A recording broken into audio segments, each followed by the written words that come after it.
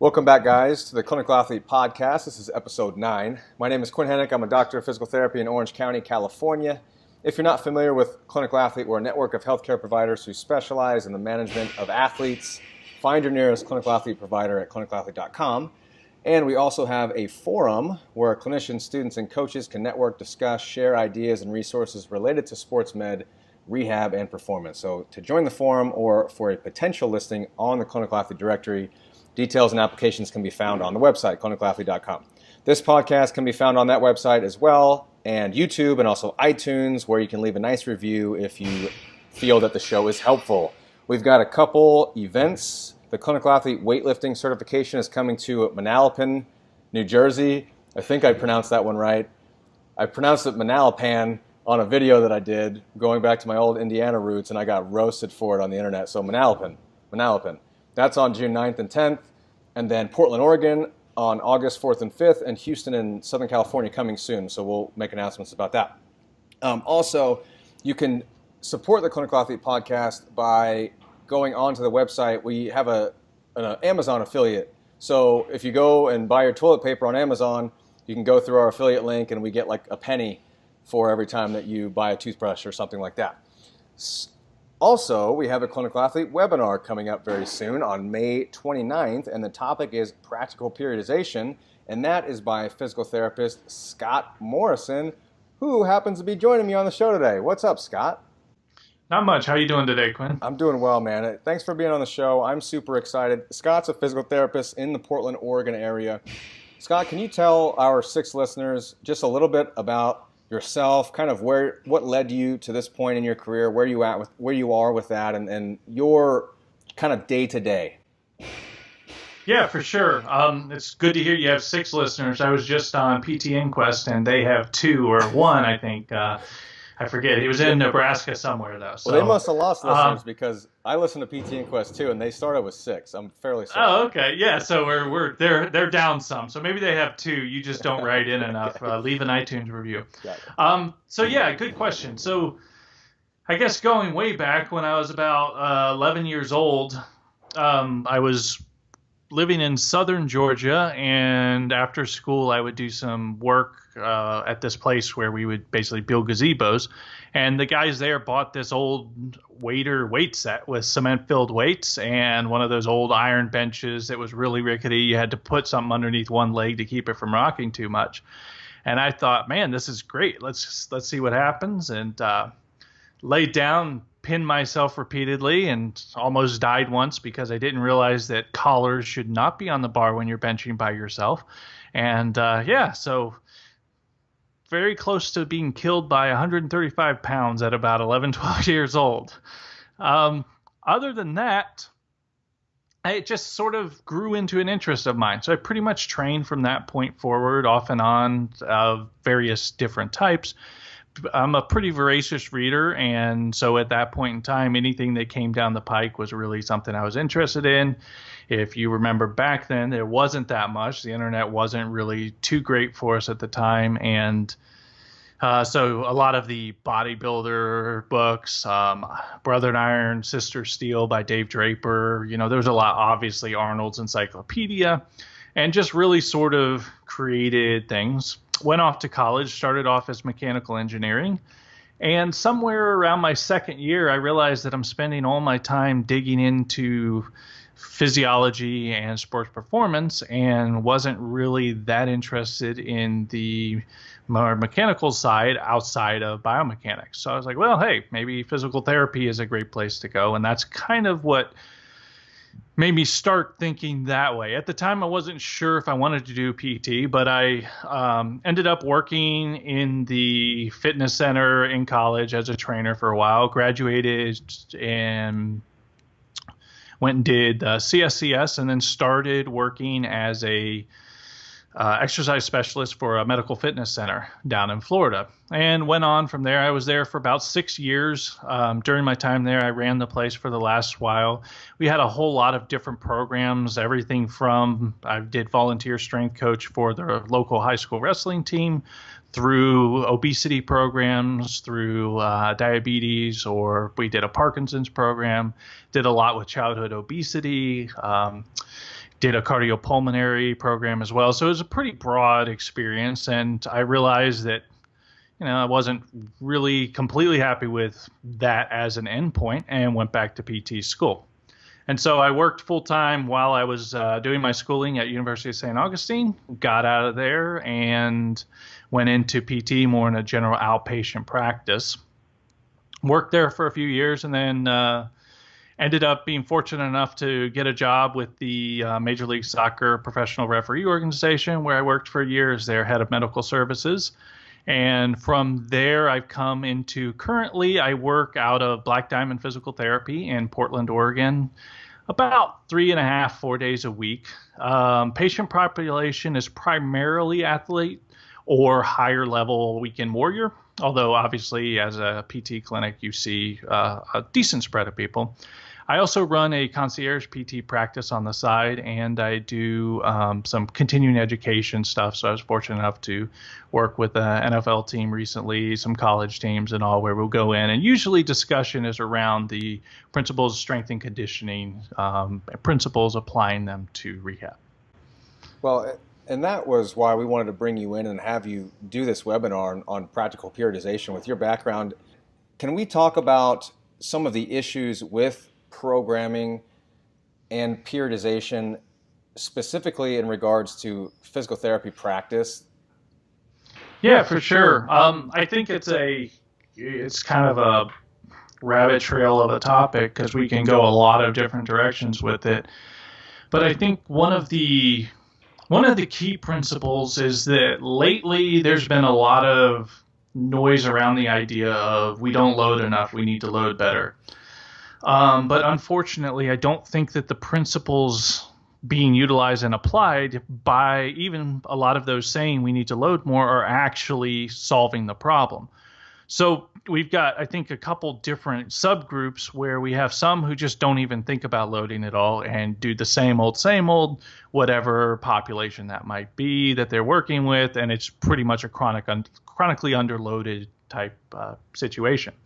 And then we have a subgroup that's aware of the fact that underloading is an issue, and yet the solutions being utilized are not really ones that are solving the problem. So we think about the conversation of it's, if I hear 3 sets of 10 again, I'm going to have a cow. Well, there's actually nothing wrong with 3 sets of 10. It's actually a pretty good, if you only had 1 set rep scheme to go with, it's not that bad as long as dosage is appropriate for that and depending on the goals situated. So I think that's the interesting thing that I'm seeing more and more is a discussion will start with, hey, underloading is a problem. I'm like, oh, yeah, I hate underloading. The person's like, oh, yeah, this is what I do. And I'm like, well, I think you're misunderstanding. We both agree that underloading is a problem, but I don't think we can continue this conversation because of the fact that we don't understand some of the foundational principles that actually equal what underloading is. So I think as a brief synopsis, that's probably the big things. And how do you define load? Is it always external load, a way we think about it in more traditional terms, or can that be intensity, fatigue, other variables like that? Yeah, that's a good question. I really like Mladen's. He sort of broke it down into 3 different components. So we can look at intensity. I mean, the traditional thing is intensity is percentage of 1 RM, right? So that's how intensity should be. However, when you talk to most people, intensity is defined by how much effort they utilize, right? So we can look at this from a couple different perspectives, and I don't know that I'm 100% quoting him, but he's definitely influenced these 3. Is one is looking at load as a percentage of some repetition maximum. Another one is looking at intensity as a percentage of effort applied to each rep. So we can look at taking something like a heavy slow load, which is a lower load or moderate load that is moved slowly, or something like your oxidative squats, right? So we're not maximal effort on each one. Or we can take something like a jump squat, which is very low load but high effort. However, we can then also take it to a fatiguing perspective. So like your rating of perceived exertion for the set. So we might take, again, that jump squat. You might do maximal effort at a low percentage of rep max, but you're stopping after, let's say, 3 or 4 reps. And so we're not actually hitting a high level of fatigue. Or we could take that, something like we're talking about the oxidative squat, and you're taking that to a very high level of fatigue, even though the effort for each repetition is not the same. So I kind of look at it as breaking down into those 3 areas. And more traditionally, you can look at internal versus external load as well. And that's where the RPE, heart rate responses, things like that would be your internal load. External load would be something, based off of the amount of weight on the bar, the resistance, the velocity that they're moving at. So yeah, I think it's important to be conscious of the fact that there's an internal and external load. I think RPE clinically is probably our best window into it. And then external load is pretty easy to tell just based off of the weight on the bar. Do you prescribe those metrics? If you're going to be loading an athlete in clinic, let's say they're doing sets of 8 or something on the squat or the deadlift, are you basing your actual external intensity, load on the bar, just based on prior training sessions or maybe their prior history, and then you're giving them an RPE guideline as context? What metrics are you using to give the athlete so that they know? Yeah, that's a good question, and I think gets down to the heart of the whole issue, right? How do you know what to do, how much to do? And this is where I would say personally, I'm looking at a set rep sort of target zone. So if I'm looking at, let's say I want them to be hitting fatigue somewhere between, let's say, 5 to 7 reps. And I might just keep adding load until they fail within that rep range, right? So we're using some sort of a RPE fixated endpoint. Other times I might have an individual who I know they can't tolerate higher load. And so I might leave the RP or the rep range completely open. And then what I'm doing is closing down weight. So it's just going to be a set weight. And I'm closing down an RPE. I want them to achieve some RPE. And I don't care how many reps it takes them to get there. So whether it's 5 or 25, this is somebody who maybe earlier on we're looking more for hypertrophy, or there's something where they can't tolerate high load. And so, yeah, it's not the best way to get strength. However, it will give us some strength, which will get us kind of where we're trying to go. And then I think we can also look at just doing the same sets to some sort of external or internal, rating of perceived exertion, right? So you could choose a weight based off of something they've done previously and just continue doing sets of, let's say, do sets of 6 until you hit an RPE of around 8. And this might be an individual where I'm not really looking to push him as hard as, right, that first person, we're adding load until they hit the point where the load is what constrains them. This last individual might be someone who I'm okay with spending some time loading them, but I don't think that they're going to tolerate a higher level. Or maybe they've just had a disastrous business trip, or their girlfriend or boyfriend just dumped them, or they drank too much the night before, right? So all these other sort of factors start coming into play, and now I'm looking at more of a internal load marker to dictate how far they're going, while I'm still using past experience with the individual and weights that they've hit before to kind of inform my prior belief on what they're going to be able to tolerate. So the initial load is selected based off of me having worked with them before, but now my within clinic auto-regulatory type feedback loop is based more off of the fact that their internal load needs to kind of dictate this, and it needs to be constrained by something that's not going to let them get up into an intensity level looking at percentage of RM that might be problematic. Does that make any sense? Yeah, totally. I mean, it sounds like it's individual plus task plus environment. It's very much so context specific. Weird how that keeps emerging, right? Yeah. Would you say also, when we look at these more traditional models of periodization with your accumulation, transmutation, realization phases, these types of more linear models, and you can even, you can undulate within those, but the trend line is still linear. Do you think it's more complicated in a clinical setting because you've got confounding factors like pain, past injury, current injury, these types of things? Do you think that's what maybe makes it more of of an up and down process? And then how important is it to set expectations right off the bat that it may not be this linear approach? Right. I think there's a couple answers. One would be that I don't think that in the athletic setting that it's this linear approach. I think that we've just been lulled into a sort of false sense that that's how it works. But when you actually start looking into it, John Kiley is a guy who probably influenced me more than anybody else on this.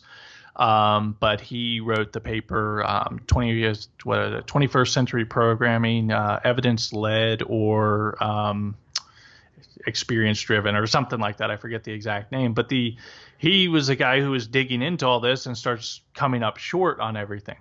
So I think to set off the initial statement is that I don't think in any setting it's really that simple. However, complex scenarios and complex problems are usually solved by simple interventions, right? So while we acknowledge that it is much more complex than the models have tried to indicate, we also have to understand that that does not mean that our approach then needs to be enormously complex. Most of these things can be solved with very simple checks and balances. So to go to from the difference clinically, I think we have two things going on there. One is absolutely the volatility of the individual clinically is much, much higher than the volatility of the just general trainee or typically athlete. Although as we get to higher and higher levels, athletes are sort of walking the edge of injury. And so some volatility might not be quite as much. However, the margin of error might be smaller. And then at the other extreme with the rehab perspective, the margin of error might also be smaller. So if we're looking at things from sort of the tissue homeostasis model, that envelope of function might be very, very, very narrow. And this is where, if we look at the discussion on titration of drugs or something, what I tell patients is if you take one Aleve, it may or may not help your headache. If you take 50 Aleves, you got another set of problems. But somewhere between there, you're probably okay. But if we're talking about the anesthesiologist, he can't just use that, right? His bandwidth is not that narrow. The difference of a milliliter or two might be enough to mean not enough or way too much. And I think that as injury is added or potentially very high performance, that titration window really narrows down between too much and too little. And so I think that's where clinically one of the bigger challenges comes in. On the flip side, clinically, especially with your more outpatient population or somebody who's post-operative, I think you're also dealing with almost newbie gains all over again because most of these people are relatively detrained. And so the amount of effort and thought that might have to go into getting an extra 100th of a second on somebody's sprint time isn't really what we're dealing with clinically. We're just trying to get people back up to something that they've been before, which we do know is relatively not easy to do, but it's not complex necessarily. It just requires continual application. Basically, I think Kiley once said that the principle of progressive overload is eminently sensible.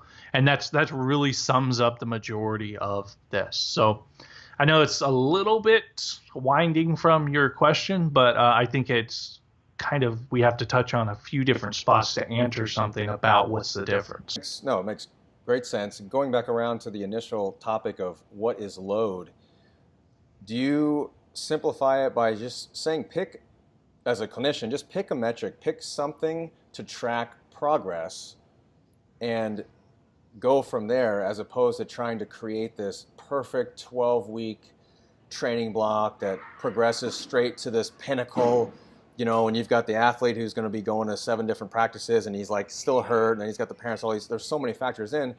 All the metrics that you listed, pick one or two, do something, get the response to that training, and then adjust your metrics or adjust from there. Is that kind of where you're going at in regards to simplifying things? Yeah, I think there's a lot of different ways that we can simplify it. So control parameters, so if we look at some of the dynamical systems, especially in the context of movement, right, we're looking for something that when we modulate that, everything else organizes around it. And I think we could choose. There's a few different things we could choose. There's an argument to be made, especially it depends on the clinician that we're talking to and their comfort level with, rolling between different things. So yes, it's a simple metric. However, we need to make 100% sure that the metric actually matters, right? Because not everything that's measured matters. And a lot of times it's, I'm just following this. But I think we need an external objective measure that we take on a basis frequently enough to where we are getting feedback, but not so frequently that we wouldn't expect to actually see changes, and allow that to inform the process. So if if you have access to a force plate, you might do some of your kind of movement jump testing or your isometric mid-thigh pull, or if you've got something like an isokinetic dynamometer, you might be looking at your quad index post-op knee. Or even a handheld dynamometer, we might be looking at some of this. Or if you're using lower tech stuff, you might use, like a shoulder external rotation, isometric hold for time, right? So we have an external measure that we know matters. And then we're comparing those little within session fluctuations and changes to that external thing, because I think it's very easy to either overcomplicate or oversimplify on a visit by visit basis, especially if you're seeing a lot of people every week. And if you don't actually step outside of that, hold yourself honest, and then go back in, I think we have a little bit of an issue. So in a long roundabout thing, yes, it is one or two things that we've chosen. However, I think we still, even though we're choosing one or two things, it also needs to have something to report back to inform it from a feedback loop. If I were going to go with the most simple approach possible, I did a quick little video that I put up about, I think if we just did taking sets to failure and we just made sure that failure, that's probably the easiest, most objective point, and everything else can kind of organize around that. There's a lot of arguments that we don't need it, which is completely honest. There's a lot of arguments that it might increase the amount of fatigue. Yeah, that's all true. However, my issue is that most of what I'm seeing is people not doing enough versus doing too much. And so if you just want a simple heuristic that's going to solve most problems, I think some form of actual failure being thrown into the workout is probably going to be the most simple day-to-day external feedback loop that just sort of ensures that you're getting enough done. And I think some people are scared of failure in a clinical setting because they're like, they're already hurt. I'm going to hurt them more. But if you look at some of the tendinopathy protocols, patellar tendinopathy, for example, they're going with 15 rep maxes, 10 rep maxes, 8 rep maxes. Yep. But if you look at the parameters, it's a tempo. So you can manipulate these variables so that you're still sub threshold from a ultimate force production standpoint. But correct. But you are going to a fatigue state. Yep. Yeah, and that goes back to the idea of the three principles, right? We're looking at either percentage of repetition maximum, percentage of effort per repetition, and just general RPE or fatigue of the set. And if we play with all three of those, as we control one, the other two respond to reflect that back. There's an argument to be made early on for not going to failure. I think, we're looking at, if that's all anybody ever does, you're going to have a lot of delayed onset muscle soreness early on with people. At the end of the day, that's probably, if you're working with an athletic environment, hopefully it's not a big deal. However, I would say that at the higher levels, it's an enormous deal, especially if they're having to still perform and play. And that's where something like knowing about the repeated bout effect and looking at coming in at a lower level, sure, I'm not saying that going to failure is solving all our problems. I'm just saying at the end of the rehabilitation process, you will have ensured that you've done enough. But yeah, you need to know some of the principles within that in order to make sure that the individual is getting an individualized approach. And it sounds too like what you're saying is it still needs to be hard to get an adaptation. Oh God, yes. Just because somebody's hurt, they need adaptation maybe more than somebody who's already in tip-top shape. And the Mount Rushmore of PT, the glute bridge, bird dog, side plank, and whatever else, pick your exercise, clamshell, may not cut it. Do you have issues with, I don't want to say buy-in, but let's say you have an athlete you only see once a week or so. Do you send them off with like the rest of the week, or do you talk to their strength and conditioning coach or their sport coach to make sure they're getting repeated bouts that you've talked about that you may not be getting in the clinic? Yeah, ideally. So that's a situation, again, an individual type thing. Does my high school athlete have a strength coach? In most cases, not really, unless they're in season or something like that. Does my high level athlete have a strength coach? A lot of times, yes. Then the question is, have you established a relationship with the strength coach? Are they on the same page, or, other things? My sort of default is, if I want to ensure that changes are occurring and the external support system for the individual is insufficient to do so, and they are not a driven sort of person, and financially, insurance-wise allows it, I tend to like to see them twice a week for the first little bit, during the time period where I want to see changes, because then I'm controlling it.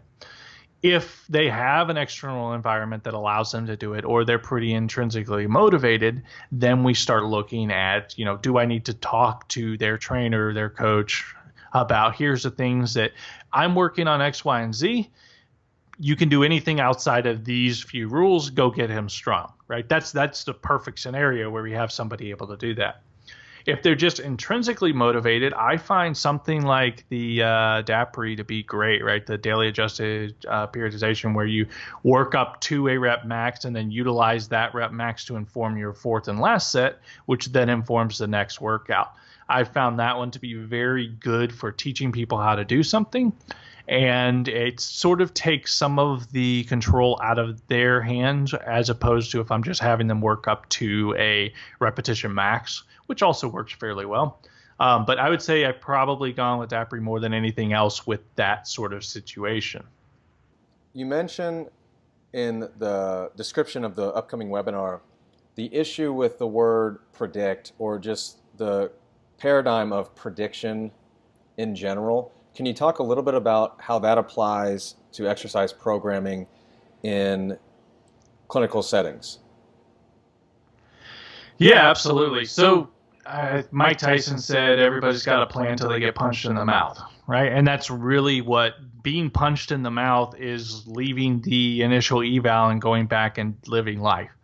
No plan, makes it beyond first contact. We start looking, right? So boxing, military, pretty much every group has some sort of expression similar to saying that the best laid plans don't actually hold up. And yet periodization is the idea that we can have a best laid plan and it is going to hold up for the next 4, 6, 8 months or more. And I think that is a little bit of hubris on our part, thinking that we can sit down and, with the information that we've taken at one point, be able to predict what's going to happen down the road.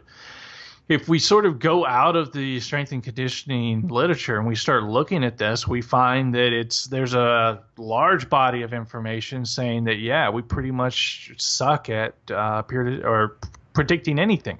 Most people will overpredict their abilities. They'll underpredict the amount of time. So you start looking at building projects, and typically the amount of money that they believe it's going to take is 2, 3, 6 times less than it actually takes. The amount of time, significantly less. We overpredict our abilities, right? So I think 75% of people out there believe they're above average drivers, or whatever the statistic is. The idea being that we always think that we are better at prediction than we actually are, and yet anytime we test it, we come up short. And this is what Tetlock's research really goes around, the whole idea of the super forecasters. And really what they found is the people who did best were the ones who started off with the best possible guess and then continually updated their guess based off of new feedback that came in. And you're not seeing huge swings back and forth. And this is really just Bayes' prediction or Bayes' approach to probability is you establish your prior, whatever you believe it is. And in rehab, this is usually base rates.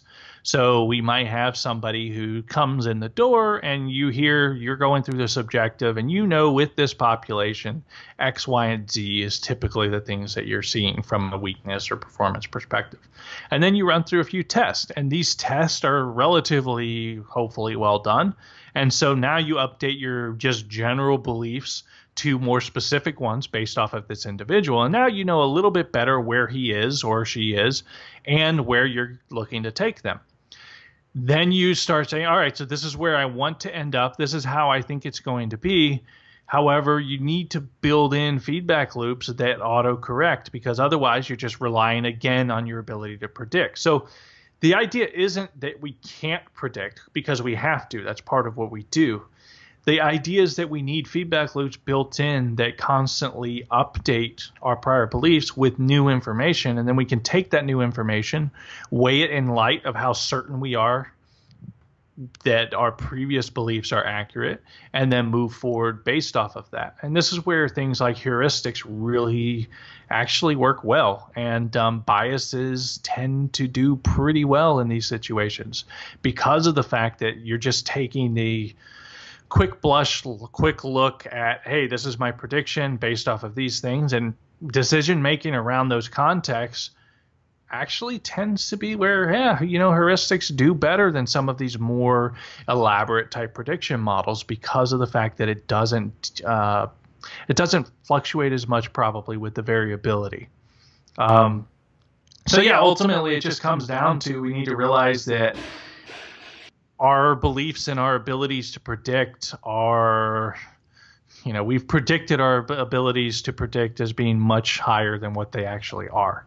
And so we need to remove our own issues out of the situation in order to ensure that down the road things are as accurate as possible, while also realizing that when we're making the predictions, if we get too invested and dug into things, we might be just really jumping off one way or another based off of all these little noises in the system versus actually paying attention to the signal. When is good enough better than optimal? Are we ever in optimal, especially in the clinical setting when we've got all these variables to account for?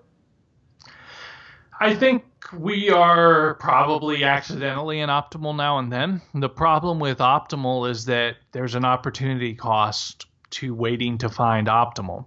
And this is, again, so movement, the idea of the body waiting to find the optimal way to do something is kind of ridiculous, because the amount of processing power and time it takes exceeds the amount of time and processing power available to make that decision. So Ting and her group had published a paper, I think it was the Neuromechanics of Human Movement or something like that, as far as I know, they coined the term of sloptimal, which is the idea of good enough, right? So the idea, it's not optimal because once and it really comes down to the optimal stopping problem.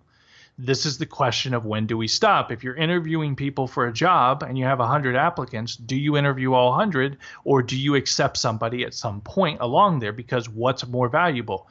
You getting the absolute best person out of that 100, or you getting somebody who's going to do the job adequately without you then having to spend the amount of time investment it would take to interview all 100?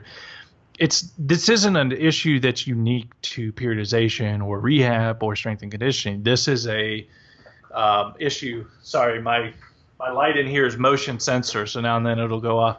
This is an issue that is just unique to humans in prediction. So the idea of sloptimal, or the idea of satisficing, which was coined, I think, back in the 50s or 60s, right? These are great terms, but they really help you think of the idea, something that satisfies is sufficient to get the job across. And if we look at the tech industry, right there, this is the same idea. They talk about a minimum viable product.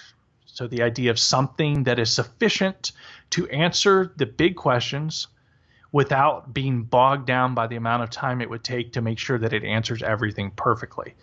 And so when we're dealing in the clinic with 30 minutes to 60 minutes with an individual, and we're seeing them once a week, maybe twice a week, maybe once every 6 weeks, we're not worried about optimal. We don't have time for that. We're worried about, is what we're doing sufficient to elicit the adaptations that are necessary for this individual? And that's where some of these ideas of heuristics and models that update themselves and having feedback loops, I think, really kick in.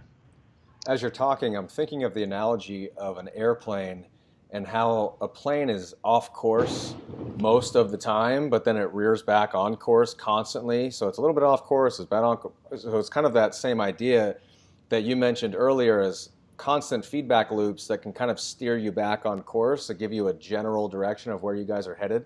Can you give some examples, and you may have already done this, of some touch points or examples of these feedback loops that you implement and how often you implement them as just touch points during the rehab process to kind of gauge progress?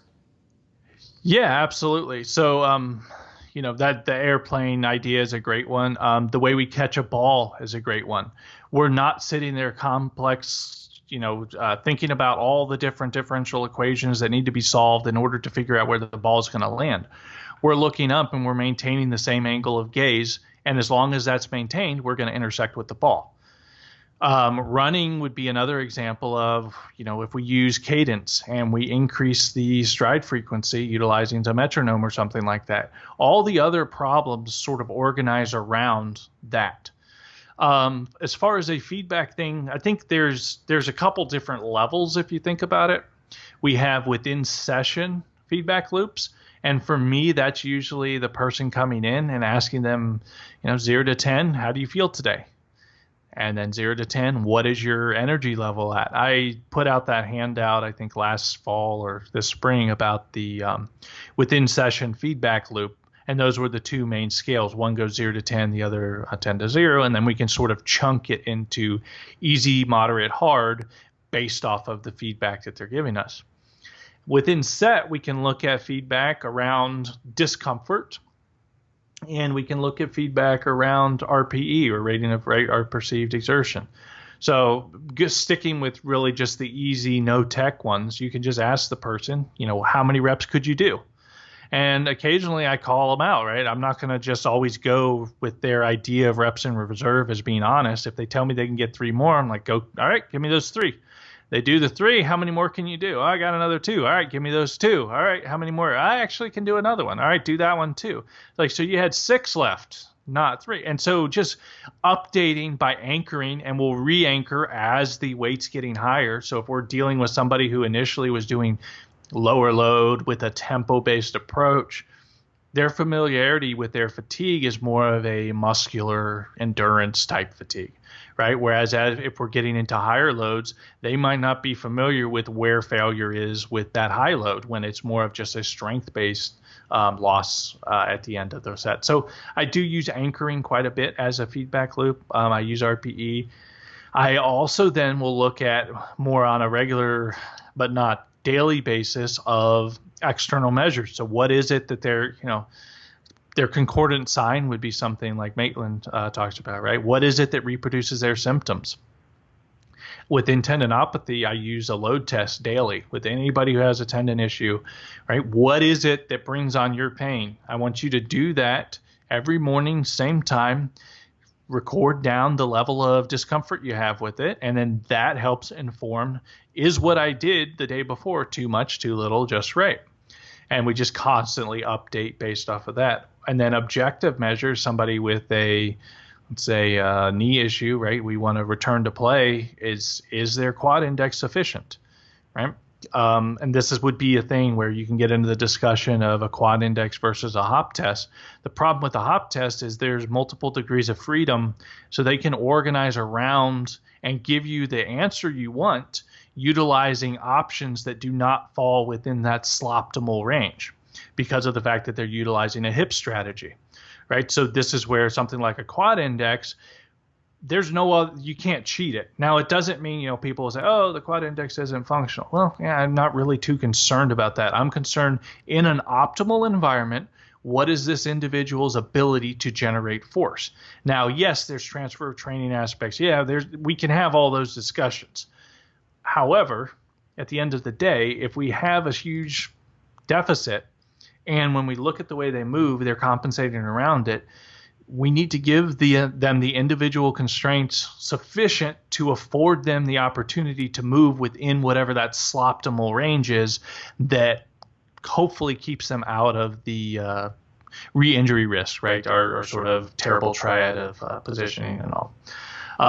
So I would say it's multi-level. And at each level, we might have more and more objectivity in order to ensure that the lower levels are being kept honest throughout the process. That's great. Can you give an example of a load test that you use for tendinopathy, number one, and then number two, do you ever have an issue with an athlete perseverating on that test, like testing it 100 times a day to see, oh, there it is, or where am I at right now, every 5 minutes, or you got to actually dial them back from constantly using those load tests? Yeah, 100%. A great example of a load test would be picking up your pot of coffee in the morning for somebody with lateral epicondylgia, right? It's just everybody, a lot of times my load test is whatever they came in and complained to me about. There's other things we can dig into, but typically that's it. For insertional hamstring tendinopathy, a lot of times I'll have them lay down in so you're going to lay down supine with your knee and hip at 90-90. You'll use a blood pressure cuff under the heel, which is supported up on a bench, and you just do a maximum isometric hip flexion, and you look at the onset of pain, right? So instead of now looking at a number to rate your pain, we might be looking at a level of force before they get pain.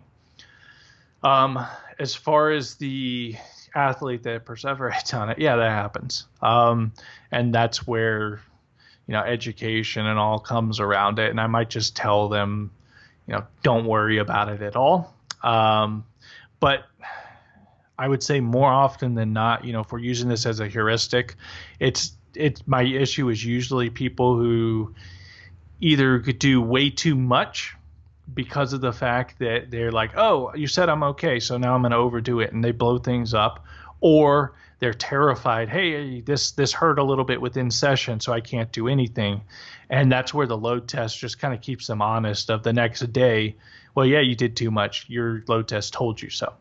If they test it all day, I'm like, come on, man, what are you doing? That's, what you're doing now is an irritation versus a load test. The load test is a one-time thing. So it might be more of a educational thing. And maybe with that individual, we would then say you're only allowed to test after the days you've done your workout on.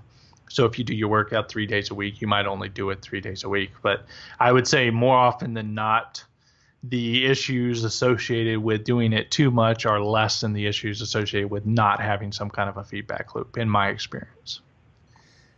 Going to frequency of visit, let's say best case scenario, you said in the beginning of the show that you like to get an athlete in twice a week, at least in the beginning stages, to kind of orient them to the process. How many days are you looking at? Or go ahead. Oh, I'm just saying that is assuming no external support, no internal real driver. So it's not that everybody I see comes in twice a week. I would say the population that I would say I almost 100% may come in twice a week for 6 weeks or whatever is your older population dealing with fall risk, because I just want to make them work. And I know it's not going to happen well anywhere else, not because they won't push themselves, but usually the environment isn't conducive to them doing so. The individual, the athlete, if I want to make adaptations occur and they're not somebody who's able or willing to do it on their own, that's where that twice a week number comes in. Are you looking to put a specific amount of days in between sessions? Let's say we're talking tendinopathy specifically, because I think there's maybe a little bit more data on that in regards to recoup. Taking an athlete to a relative failure, you're looking at putting a day in between those sessions, 2 days, maybe best, something like that? Yeah, I mean, I think this is where we fall back on our just general strength and conditioning principles. I will occasionally do back-to-back sessions with people, but it's usually very specific situations where one of them may have been more educational, skill-based, or if we did a testing day. But I would say 99% of the time, there's at least a day of rest in between. And this is where the logistics of reality intersect with the perfect situation, right? So if I had my choice, somewhere 2 days between would probably be best. But because of the way that the week works and humans work, sometimes it's 1 day, sometimes it's 3 days. But I don't think it really matters that much. Do you undulate intensities within those days? Let's say you have a day where you have to go back to back, or even if you have a day in the between, they pushed it pretty hard on a Monday, they come back in on Wednesday, and then their load test is a little bit more hot than it was coming in, so they're not quite back down to baseline from the prior session. Will you do what's planned, maybe just at lower intensities, or will you switch gears? I know it's context specific, but I would say I'm operating somewhere from 50 to 80% modification of planned and 40 to 20% completely reintroducing, changing things out. I think tendons would lean more towards the do what's planned because it's not usually something that's as volatile. If I have somebody who's dealing with a shoulder issue with some sort of cervical involvement, that might be somebody who, if they come in and the next we might just throw out a lot of the things that we were planning on doing and approach it from a very different perspective. So yeah, I think it's sort of this is where those questions initially, how do you feel, what's your level of soreness, and then our base rate understanding of the injury that the individual has. So if somebody comes in with let's say their post-op ACL, I'm not going to say, oh, well, you're a little bit sore, so, we're just going to do some core work and soft tissue mobilization today, right? There's still certain things that need to get done. Now, I might vary. Last time we had done, let's say, some heavy front squats, really forcing into that position, and all right, maybe today we'll do Romanian deadlift. Right, but the load is still high. It's just offload. It really comes down to manipulation of stress and manipulation of forces on specific tissues. This, we could keep going here, but I think this has been a great discussion and intro into the webinar, and I want to give people details about how to do that, and then I don't want to forget about you mentioning your exercise library, which is a great resource. So I'm going to come back to that. So for the listeners, Scot's webinar is on May 29th. All of this and more will be covered on that webinar. So you've got two options in regards to signing up for that. You can either go on clinicalathlete.com and sign up for the webinar only, or you can sign up for the webinar plus a 2-month free trial to the Clinical Athlete Forum, where you get all the past webinars and all the great resources that are already in there. If you pick the webinar only option, but you cannot make the date, don't fret, because you'll get sent the recording and you'll have 2 weeks to view it. But it's still good to go to the live event because, number one, it guarantees that you'll actually see the content and avoid that procrastination bug. And number two, you'll be able to ask questions at the end. All the details can be found at clinicalathlete.com/events. Scott, can you talk a little bit about, and you got to run here, but the exercise library that you've made, which I think is an amazing resource for people. Can you just touch on how people can view that and what that's all about? Yeah, so it sort of emerged from the most common question that I had, both in PT as a student and then since, is, well, tell me some good exercises for that. And I say, well, the problem is we can't have the conversation about good exercises because you're not qualified to have that discussion until you understand the principles underpinning it. And so instead of repeatedly typing, I think, the doctor student physical therapy group started up actually back near the time I was just finishing up PT school, and that was the thing that I kept seeing. So I threw up on my website, I just sort of curated a list of, and I continually update it, just research papers, blog posts, videos, webinars, anything that's out there available free that give foundational understandings as well as joint specific. And then starting this year, just because of the fact that I got so many questions, I've started posting, and I'm doing it through Instagram because it's the easiest way to do it for me. It takes the least amount of time, just videos based off of different themes of various exercise options. So the website is, my business name is physiopraxis.co. And then my Instagram is physio_praxis. And then, I'm fairly active on Twitter and stuff like that. And that is just my name, ScotMorrison is my handle on there. So yeah, those are the three probably best ways to get with it. But so far the feedback on the database is pretty good. It's free. I mean, you just log on. I've hosted the site now for about 8 years or more. And every time I'm like, I get somebody telling me, hey, I really like this. It's really helped a lot. So I'm like, oh, okay, maybe I should keep it going. So are those also the best ways to contact you through those channels? Yeah, I mean, you can always probably Twitter, DM me on there, or you can email me. I have a contact form on the website that jumps into my email, so that works as well. Awesome, man. A couple housekeeping things. I apologize if you kept hearing noise in the background. I've got a weightlifting gym behind my office here, and we have a block pull cycle that everybody's running, and so they're really noisy. They're wooden, and it's right outside of my door. So I'm sorry if it was super noisy. And then before anybody asks, Michael Ray and Derek Miles couldn't join us just because their schedules and they're treating patients and all that fun stuff. So we're all still friends. They'll probably be on the next show, just in case rumors start. But Scott, man, thanks so much. That was an amazing conversation. I'm really, really excited for the webinar. I think it's going to be awesome for clinicians, and know that people are going to get a lot out of this show. And I'd encourage the listeners to listen more than once, because there was a lot of stuff in here. So thanks so much.